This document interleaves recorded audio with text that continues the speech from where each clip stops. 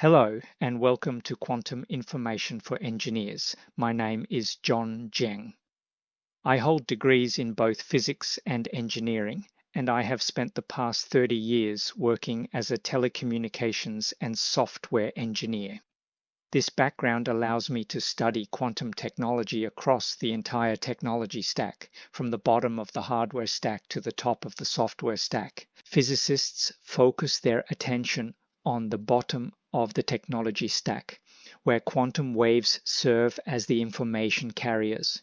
They have created an air of mystery and often claim that nobody understands quantum physics. If even physicists claim not to understand it, how can software engineers or even hardware engineers be expected to understand it? However, if you study quantum technology from an engineer's perspective, with a panoramic view of the entire technology stack and a zoomed-in view of the software-hardware interface, you will find it much easier to understand. The course begins by introducing the foundational ideas of classical information theory and quantum physics. Chapter 2 then provides a high-level overview of quantum technology across the technology stack. Beginning with Chapter 3, we dive into the details of how information is stored and processed in a quantum bit or qubit, and we examine its readout bottleneck, one of the most difficult yet essential subjects of this course, before moving on to Chapter 4, which covers multi-qubit quantum information theory. In the later chapters, we study several well-known quantum algorithms, including the famous Shor's algorithm.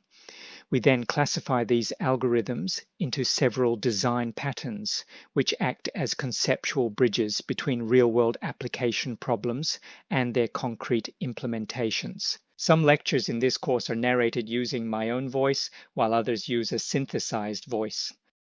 One of the first questions you may ask is why quantum? Of course, we want the superior power of quantum computing, but why does quantum computing have greater power?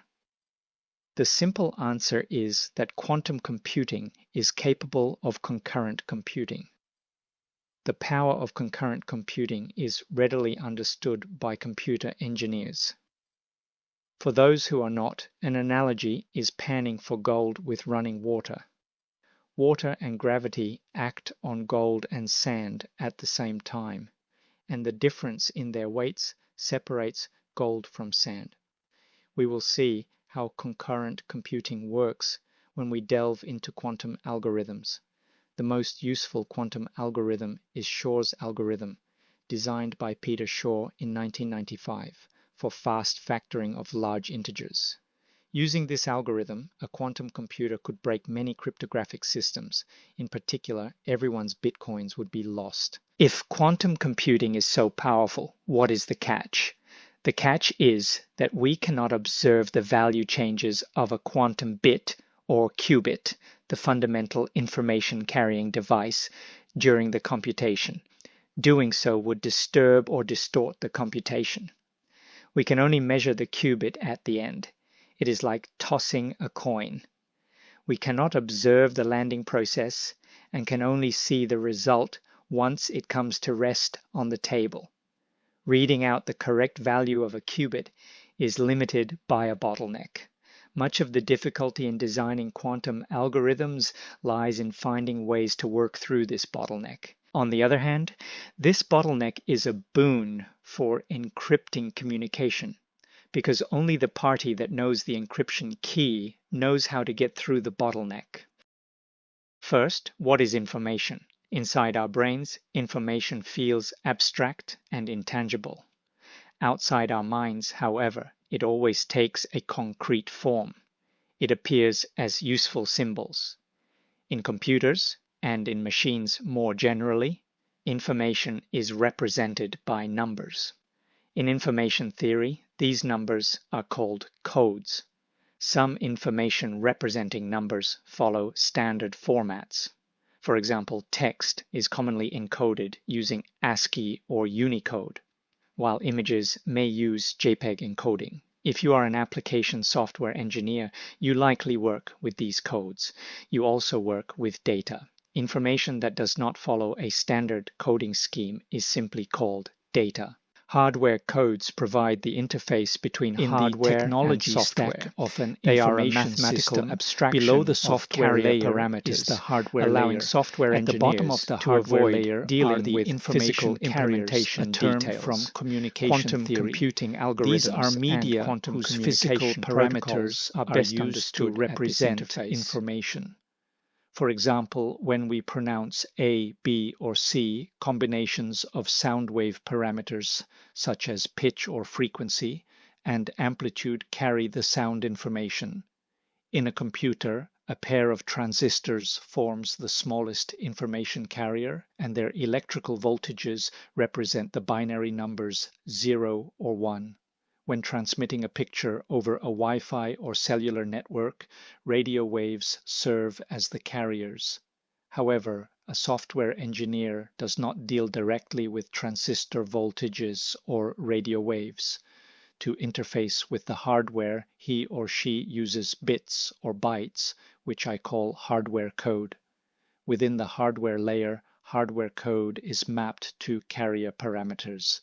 Converting codes from one format to another is called encoding in information theory. In communication theory, hardware codes are called symbols. Quantum information theory refers to them as encodings, while in information theory, encoding is used as a verb. In communication theory, mapping hardware codes onto carrier parameters is known as modulation. We have just learned the first fundamental concept. Information is useful numbers. We have also learned that information is represented or carried by physical parameters. From this, we can understand that information processing, including computing, can be accomplished by changing these parameters. We now add another concept. Errors are the ultimate enemies of any information system. Some of you may have learned that one type of error is called a systematic error. Systematic errors depend on how an information carrying or information processing device is built, and they are usually correctable in most information systems. Another type is called a random error. Random errors usually come from unknown or uncontrollable sources, which are generically called noise. We hear buzzing noise in AM and FM radio broadcasts, which are among the few century-old information technologies still in use today. The term noise is used to refer to the physical sources or causes of random errors. Most modern information systems use digital technology to reduce random errors caused by noise. Older systems, such as AM and FM radios, use analog technology. An AM radio system uses the amplitude parameter of the radio wave to carry the broadcaster's voice volume information, which is a real number. In an analog system, error-inducing noise is not only accumulated but more problematically amplified. In a digital computer, the smallest information carrier is a pair of transistors, whose voltage serves as the information carrying parameter. 0 volts represents the hardware code 0, and 5 volts represents the binary value 1. The hardware codes are the integers 0 and 1. In a digital system, errors are corrected at each step so that noise is not amplified. Let us see what happens if noise changes the voltage of a pair of transistors from 5 volts to 4.1 volts. In an analog computer, the voltage represents the code of the real number 0.82. A digital computer, however, treats this as an error of code 1 and restores the transistors to 5 volts. The mechanism is similar to the snap objects to grid feature in drawing software, which assigns an object's position to the nearest grid point. The same idea is illustrated by the way a tossed coin settles on a table surface.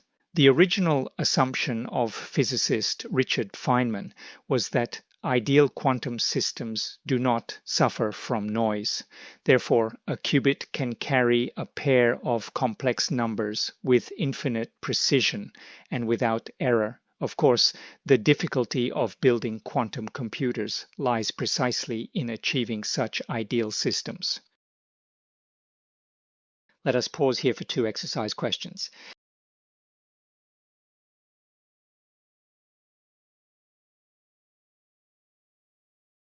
In the previous lecture, we reviewed the fundamental concepts of information theory and explained that codes and carrier parameters are different forms of information representation. We now turn to the fundamental concepts of quantum physics to understand how quantum waves can be used to carry information. Many of you may already know that the essence of quantum physics is the so-called particle-wave dual nature. The wave nature tells us that the smallest components of the physical world are waves. As engineers, we recognize that a wave, such as the radio waves used in Wi-Fi, has many parameters and is therefore a natural candidate for carrying information. Physicists knew that the electron was one of the smallest building blocks of matter, but its wave nature was not recognized until Bohr proposed it about 100 years ago. The particle nature should really be called the quantum nature. It tells us that the energy of light is discrete, and that the mass and charge of electrons are also discrete. Physicists have known the discrete nature of electrons since their discovery. Light, however, was long assumed to have continuous energy. Its discrete nature, and thus the existence of a smallest unit of energy, was not discovered until Planck proposed it in 1900. Einstein confirmed this idea in 1905, referring to a light wave with 1 unit of energy as a light quantum. Today, we call this a photon.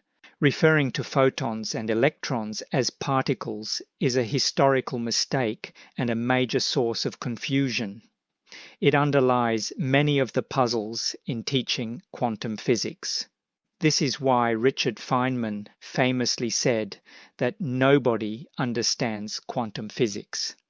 The prominent physics educator Art Hobson has also written critically on this issue, stating, "There are no particles, there are only fields." Experiments, especially double-slit experiments, have consistently shown that photons and electrons can be divided in space and time, and therefore do not behave like classical particles. Only their energy, or in the case of electrons, their mass energy, is not divided in detection. Now let us turn to the question, what exactly is a wave? In everyday life, people often picture waves on the surface of a lake. In practice, the waves we encounter most often are radio waves and light waves, which are used in Wi-Fi, cellular, and fiber optic communications. We define a wave as anything that vibrates in time and can propagate through space. For radio and light waves, the electric and magnetic fields vibrate and propagate, which is why they are called electromagnetic waves. In this course, we may use the term light wave to refer to all types of electromagnetic waves without distinction. For an electron wave, we do not know exactly what is vibrating because the vibration does not correspond to a directly measurable parameter.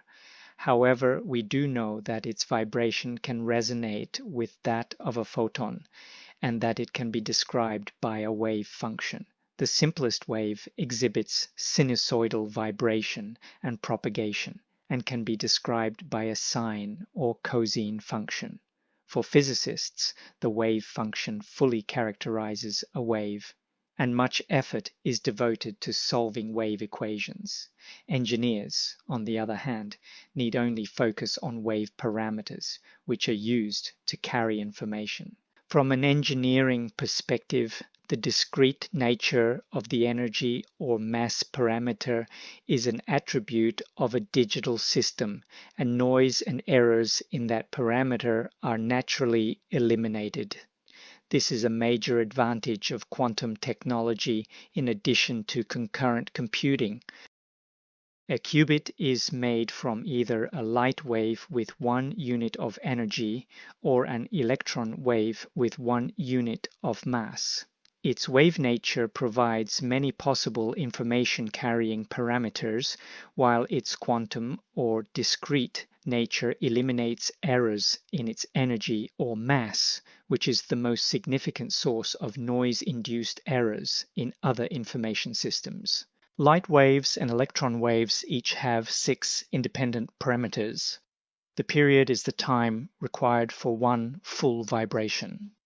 Phase specifies where a new cycle of vibration begins. Wavelength is the spatial extent of one full cycle of propagation, with components in 3 spatial dimensions. Theoretical studies therefore often use a 3-dimensional wave vector instead. Amplitude is the height or strength of the vibration. Polarization describes the direction or angle of the vibration. For a radio or light wave, it is the direction of the electric field.